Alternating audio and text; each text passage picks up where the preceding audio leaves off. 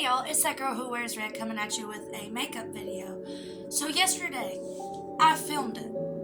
Y'all have been asking for a Valentine's Day, you've been asking for another makeup tutorial, and I tried to upload it, it would not upload for whatever reason. So I'm going to do it again today, and let's see how it goes. But this is how I do my standard makeup, along with like a really cute Valentine's Day eyeshadow look. So stick around. First thing we're going to do, after skincare obviously, prep the face with a primer. Use a tacky primer if you want your makeup to stick. Alright guys, so I did the eyebrows, I cut the eyebrows out, and then I put a baby pink base on. It was a liquid eyeshadow, and then I just took a little bit of setting powder, and I put it over top of the base, because this will allow your foundation to be grippy enough to hold on to all of your eyeshadows, because the foundation or the eyeshadow base makes the whole look, because without a good setting, it's not going to stick. So the thing about eyeshadow is that you want to do the same thing on one side that you are to the other side. And so I started off with like my lighter colors first, and I'm leaving the crease as clean as I can because I'm going to cut it, and I'm going to put some glitter there. And so next, I'm just going to start layering it on with the heavier colors. This is a purple, and it'll bring out the look. So this is from my Aromas palette, and it is called Love Bites. It's a very beautiful color. So keep stacking and keep blending. So I've hopped over to my Twilight palette, and I'm just going to get some of this red, and I put the Love Bites right in my crease to darken it up just a little bit. But it made the look pop beautifully. So now I'm going to go in with the little red and just, create. And then now that I've got to this point, I'm just going to use a fluffy brush and blend it out together so everything's nice and smooth. Alright, we've made it to this point. I've got the shimmer on. I'll give you all a better, closer look. But all I'm going to do now is clean up the fallout and then make the edge nice and pretty sharp, because what's the point of having a sloppy look if you can make it look sharp? And then with a little bit of on your hand, you want a little foundation on your hands, we're just going to go in with a brush so that, there is absolutely, it's going to come out with a beautiful finish. Now, beauty blenders, have nothing against them, but they do soak up your foundation, so go in with a brush first. So once we've reached this point in the makeup process, since the foundation is on, you can use a beauty blender at this point, now that you have everything that you need, and you're just going to blend out the rest of the foundation to make sure that there's no excess, because you can put too much foundation on. And yes, when I do my makeup, I always make sure I have foundation on my lips. It makes everything much more smoother, and you're not having to worry about, is it blended? Just make sure that you blend it out. And then when you put your lipstick on, it always comes out gorgeous. Now, you just blend and blend and blend, because we don't want cake, and we also blend down the neck because we don't want lines. Also, if you're a nose ring girly, I took mine out, because you don't want your nose ring to get caked. I mean, some people do, and then they clean it up once they're done, but I took mine out so I can blend, blend, blend. Now, contour and concealer.